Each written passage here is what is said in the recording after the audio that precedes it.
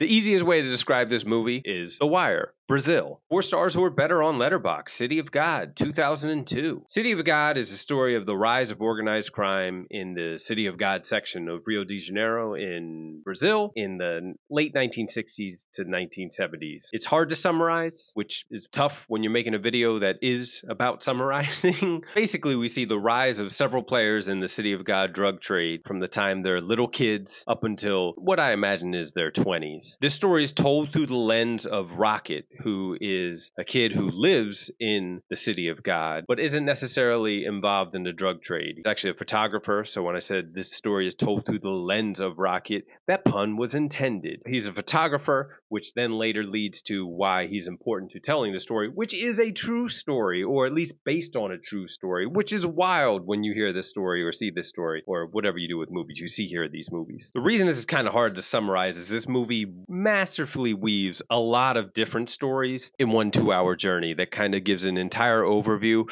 of the City of God and the drug trade and the corruption. This movie does a great job of establishing memorable characters despite many storylines. There's Benny and Lil Zay, who used to be known by a different name when he's a little kid. There's Tiago, Angelica, Carrot, Shaggy. All of them sound like magicians or R&B singers. And then there's Rocket, our narrator. Also, I forgot to mention my personal favorite, Knockout Ned. Knockout Ned might be the coolest guy in the movie, and he's played by really one of the coolest guys there is. You may remember him from The Life Aquatic, singing David Bowie songs in Portuguese. My favorite thing about this movie, that's maybe not my favorite thing about this movie, but one of the reasons I truly love this movie, I think this movie is good for filmmakers to see, is its ability to tell a story non-linearly. I know I talk about non-linear storytelling a lot. I like it when it's done well. Pulp Fiction being a place where it's probably done in a way that kind of blew my mind at first. But this movie does a spectacular job of doing similar things, of telling in a non-linear way. If I'm being honest, I don't think that the marketing team did this one justice, because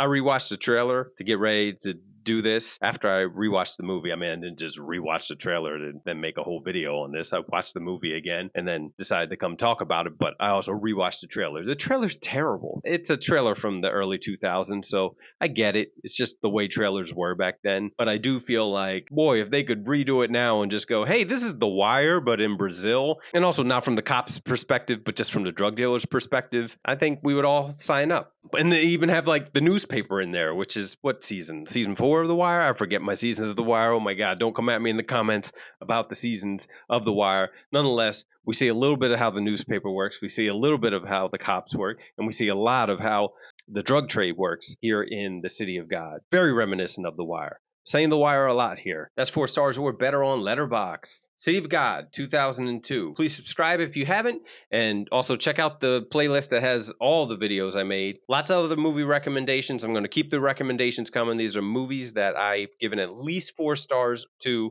on Letterboxd. They're movies that I tend to love, enjoy, and want to rewatch again. And I think that most people who are sane, and even some people who are crazy, and I love them too, will love this movie.